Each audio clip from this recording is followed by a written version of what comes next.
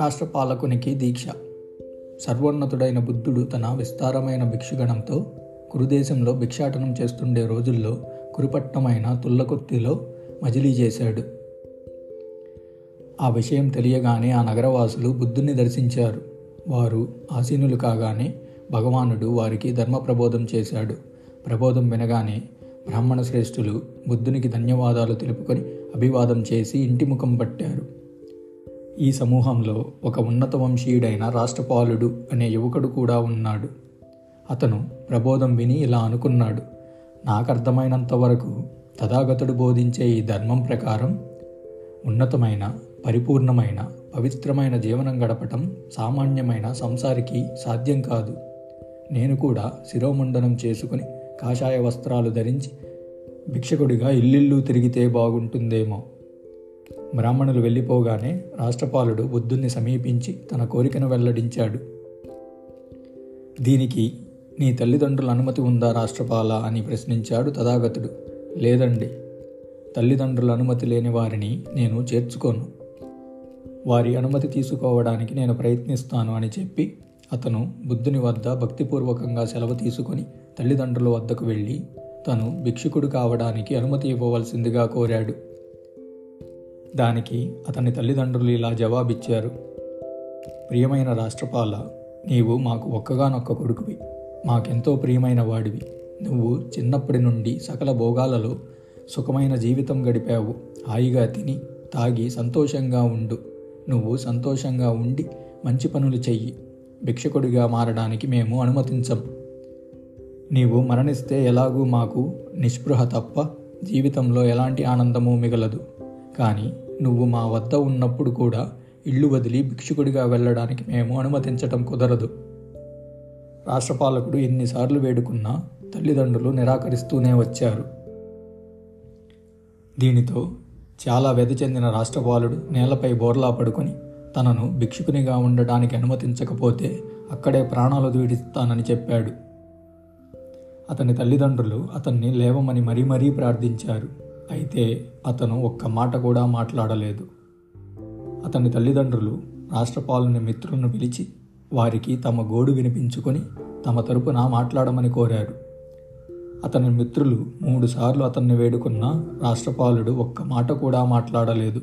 కనుక అతని మిత్రులు వెనక్కి తిరిగి వచ్చి అతను నేలపై పడుకొని తనను భిక్షువు కావడానికి అనుమతించని పక్షంలో చనిపోతానని బెదిరిస్తున్నాడు.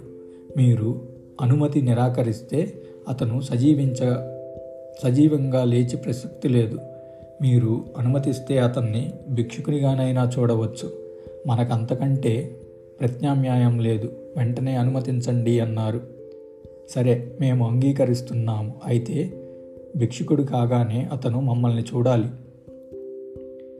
వెంటనే రాష్ట్రపాలుడు లేచి కొంచెం ఓపిక రాగానే తథాగతుని వద్దకు వెళ్ళి ఆయనకు అభివాదం చేసిన తరువాత, నాకు భిక్షుకునిగా దీక్ష తీసుకోవడానికి తల్లిదండ్రులు అనుమతి లభించింది కనుక నన్ను చేర్చుకోండి అన్నాడు. ఆ ప్రకారంగానే భగవానుడు అతనికి దీక్షనిచ్చాడు. ఒక పక్షం రోజుల తర్వాత తథాగతుడు అక్కడి నుండి పయనమై జితివనంలో బస చేశాడు. రాష్ట్రపాలుడు ఒంటరిగా ఉండిపోయి స్వార్థచింతన పూర్తిగా వీడి కఠినమైన దీక్షను అవలంబించి భిక్షుక గణంలో అత్యంత ఉన్నత శ్రేణికి చేరుకోగలిగాడు.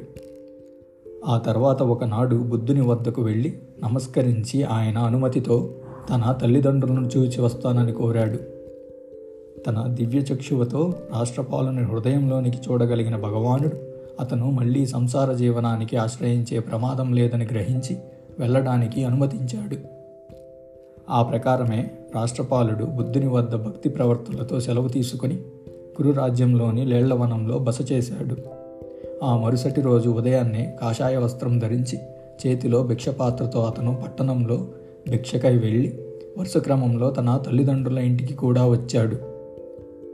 గదిలో తలదివ్వించుకుంటున్న అతని తండ్రి దూరం నుంచి రాష్ట్రపాలుణ్ణి చూసి, ఈ భిక్షుకులే నా ఒక్కగానొక్క కొడుకును నాకు కాకుండా చేశారు అనుకున్నాడు.